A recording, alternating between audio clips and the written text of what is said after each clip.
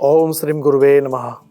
आपके हृदय में विराजमान उस शक्ति, उस परम तत्व को मैं प्रणाम करता हूं। आज चलते चलते चलते आप लोगों ने पिछले 8 महाविद्या का दर्शन किया और आज है उस 9वीं महाविद्या। 10 महाविद्या में जो 9वां स्थान है, पूर्णांग स्थान है, जिसको भगवती मातंगी का नाम दिया गया। शास्त्र में बताया है कि अगर भगवती मातंगी की साधना कर दिया जाए तो 10 महाविद्याएं सिद्ध हो जाती है। देखो, पूरी सृष्टि जो है, उस सृष्टि में जितने भी देवी देवता है, उसका सारा अंश ये 10 महाविद्या में है। 10 दिशाएं हैं। 10 दिशाओं की जितनी भी शक्तियां हैं वो 10 महाविद्या में स्थापित है। और इसलिए मैं कहता हूं कि एक बार 10 महाविद्या की साधना कर लेनी चाहिए। जीवन में भोग विलास, वाक सिद्धि, आनंद, योग्य पति या तो योग्य पत्नी की प्राप्ति के लिए शास्त्रों के अंदर 10 महाविद्या का जो वर्णन है, उसमें मातंगी साधना बताई गई है। आप स्वरूप देखोगे तो हाथ में वीणा है, यानी कि लक्ष्मी और सरस्वती दोनों का समन्वय इस मातंगी साधना में, मातंगी देवी के अंदर विराजमान होता है। जो पढ़ रहे हैं, बच्चों को विद्या प्राप्त करनी है। विद्या प्राप्त हो जाने के बाद, डिग्री आ जाने के बाद एक अच्छी नौकरी मिले जिससे कि धन की प्राप्ति हो। अगर उसमें कमी आ रही है तो मातंगी साधना अवश्य कीजिए। पुराणों में, वेदों में, शास्त्रों में, उपनिषदों में बहुत सारी कथाएं मिलती है, बहुत सारी बातें मिलती है, मगर ये विद्या, ये साधना उस गुरु, आचार्य, साधु, संत अपनी तपस्या कर करके, वो भी बड़े वैज्ञानिक थे, बड़े तपस्वी थे, आज भी है। आज भी अब अपना समय परिवार के साथ इतना नहीं बिताते, वो साधना का रिसर्च करने में बिताते हैं और समाज को आपको देते हैं। ऐसे भी संत पुरुष आज भी मौजूद हैं।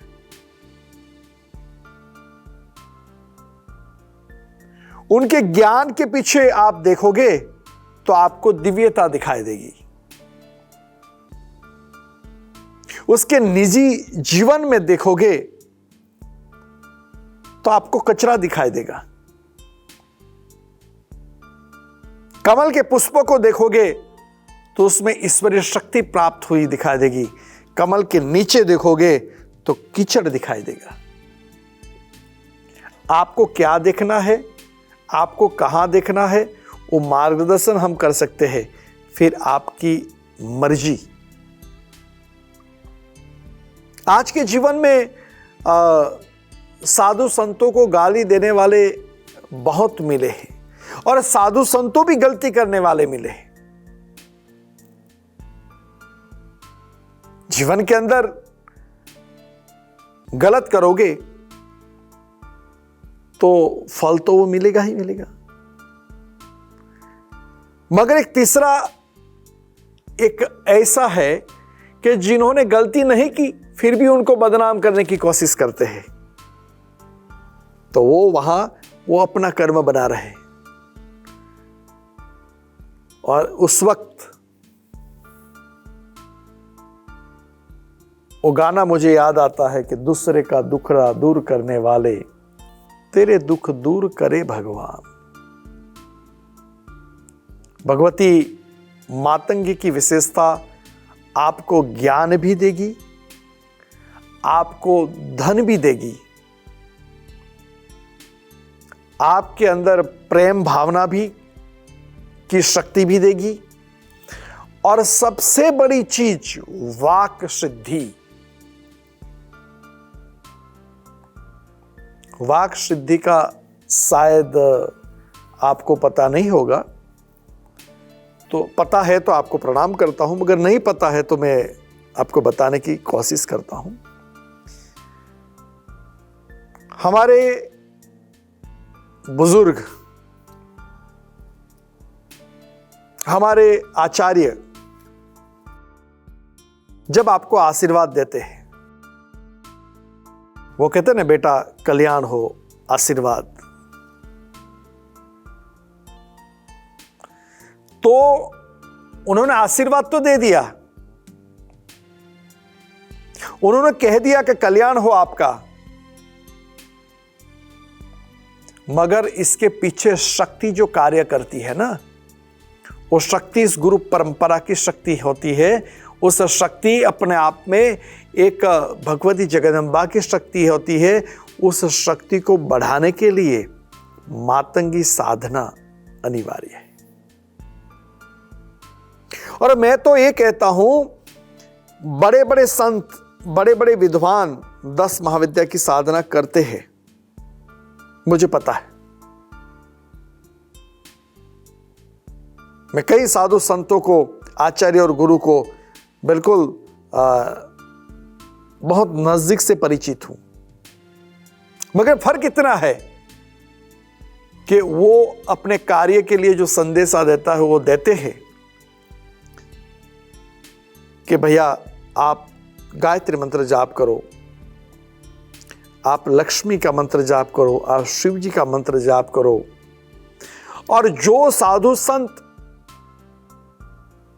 जो साधनात्मक परंपरा से प्यार करते हैं, वो अपने भक्तों को भी साधनात्मक परंपरा से आगे बढ़ाने की क्रिया करते हैं। मगर साधना का जो पथ है, वो पथ बड़ा कठिन है। तो क्या भक्ति का मार्ग भी सरल है क्या? भक्ति तो आपने कर ली, मगर क्या आपकी भक्ति मीराबाई जैसी है क्या? भक्ति तो कहते कि हमने कर ली, क्या वो भक्ति राधा रानी जैसी है क्या, कि भगवान कृष्ण इनके बिना रह नहीं सकते? भक्ति तो आपने कर ली, मगर क्या कबीर साहब जैसी है क्या?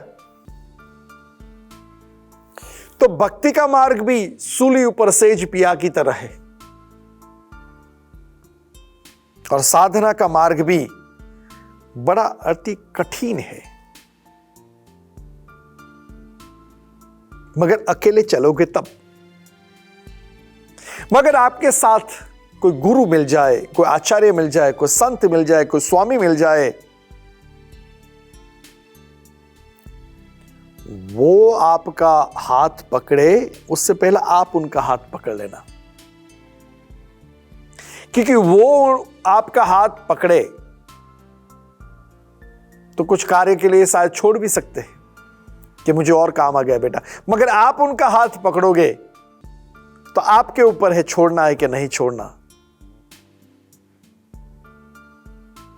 ये मातंगी साधना योग्य गुरु की प्राप्ति भी करा सकती है। मातंगी साधना, मैं बता रहा था कि वाक सिद्धि, जो आशीर्वाद, जो बोल दिया जाए, जो कह दिया जाए, संकल्प सिद्धि, इसके अंदर पूर्णता से एक शक्ति प्रदान करने वाली देवी है मातंगी। मातंगी साधना सरल है, कठिन भी है, योग्य भी है और कलयुग में कल्प वृक्ष के समान है। इसके मंत्र बहुत अलग अलग रूप से बताए गए हैं। ओम ह्रीम क्लीम हूं मातंग्यै फट स्वाहा। उसको मातंगी को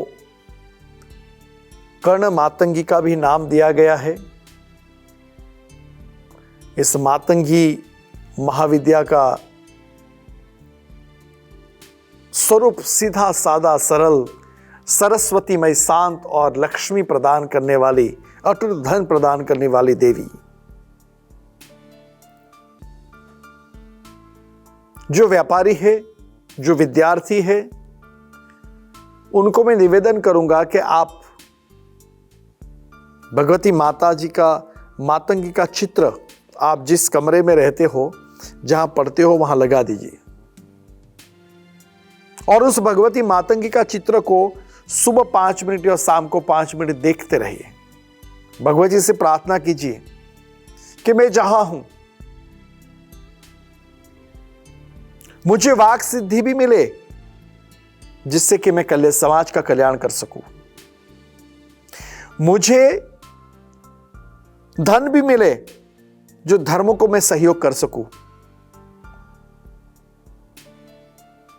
मुझे अच्छा शरीर भी मिले, जिस शरीर के माध्यम से मैं माता आपका दर्शन कर सकूं।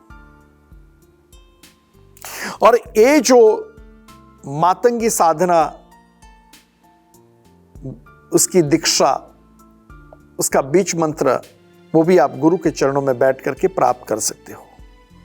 शास्त्रों में बार बार मैंने कहा, शास्त्रों में वर्णन है कि कोई भी विद्या, महाविद्या, देवी की साधना करनी है तो संकल्प ले लीजिए कि मुझे मेरे जीवन में कोई भी एक देवी को पसंद करना है, कोई भी एक देवी की कृपा मेरे जीवन में हो,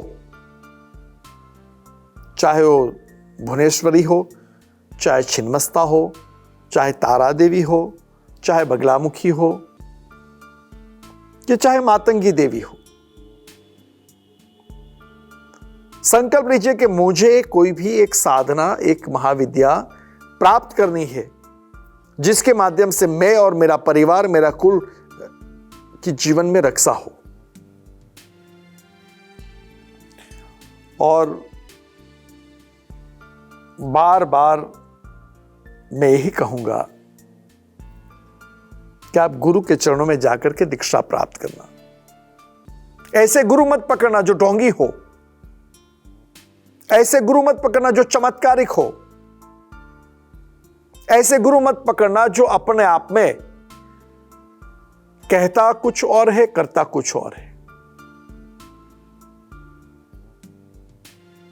यहां जैसे मैंने कमल के पुष्प के ऊपर बातें की कि कमल के पुष्प को देखना, उसके निजी जीवन में देखोगे तो वहां कचरा ही होगा, वहां कीचड़ ही होगा। आप गुरु की परीक्षा करने की कोशिश करोगे, कर सकते हैं, मगर जब वो आपकी परीक्षा करेंगे तो आपके अंदर क्षमता होनी चाहिए। मगर यहां सीधा सादा सरल प्रेम का मार्ग है। प्रेम से अपना वो प्रेम से अपने आप में जीवन को समर्पित कर दो, बिना स्वार्थ, निस्वार्थ, और उसमें जितनी सफलता प्राप्त होगी ना, भगवती जगदम्बा की भी आराधना करोगे, मातंगी मां की भी साधना करोगे, तो उस प्रेम के साथ 4th कक्षा में पढ़ने वाला बच्चा खेल कूद करके तो भी पास हो सकता है, मगर इंजीनियर बनने वाला बच्चा खेल कूद करने से पास नहीं होता। वो संकल्प लेकर के खुशी के साथ वो अपनाता है जीवन के अंदर कि मुझे इंजीनियरिंग की डिग्री लानी है, मुझे भगवती मातंगी की इस सरस्वती और लक्ष्मी स्वरूपा प्राप्त करनी है। और इससे मैंने फायदा बता दिया आपको, प्रेम, वात्सल्य, योग्य पति अगर आपके जीवन में प्राप्त नहीं हो, योग्य पत्नी प्राप्त नहीं है, मातंगी की साधना कीजिए। और जब भगवती मातंगी की साधना करोगे तो जीवन एक सरल बन जाएगा। जीवन में आनंद और प्रेम उल्लास की नदियां बहेगी। और इसके लिए भी मातंगी साधना जो नहीं कर पाएंगे वो मातंगी दीक्षा प्राप्त कर सकते हैं। जो मातंगी साधना नहीं कर पा रहे हो वो अपने जीवन में नवमुखी मातंगी रुद्राक्ष, नवमुखी मातंगी रुद्राक्ष जो मातंगी मंत्रों से सिद्ध हो। मार्केट में से ले लोगे नवमुखी तो वो इतना इफेक्ट नहीं करेगा। जो मातंगी साधना के लिए नवमुखी मातंगी मंत्र से सिद्ध रुद्राक्ष को धारण कर लो। और ये रुद्राक्ष जो है कोई मानवी ने नहीं बनाया है। ये रुद्राक्ष जो है भगवान शिव की और रुद्राक्ष जो शक्ति उसका नवमुखी रुद्राक्ष का भी मैं आपको बताऊंगा जब वक्त मिलेगा।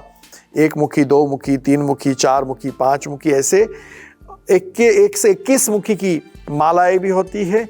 1 से 21 मुखी का रुद्राक्ष का अलग अलग महत्व है। मगर यहाँ भगवती मातंगी का विशेष शक्ति साधना आपके जीवन में प्राप्त हो, आपके जीवन में योग्य गुरु प्राप्त हो, आपके जीवन में वाक सिद्धि, धन धान्य यश कीर्ति मान सम्मान प्रतिष्ठा बढ़े, ऐसी प्रार्थना करता हुआ प्रभु से निवेदन करूंगा, प्रभु से प्रार्थना करूंगा, प्रभु से आजीजी करूंगा, प्रभु से मेरे सद्गुरु से प्रार्थना करूंगा कि आपके जीवन में मातंगी महाविद्या की प्राप्ति हो। अस्तु। जय गुरुदेव।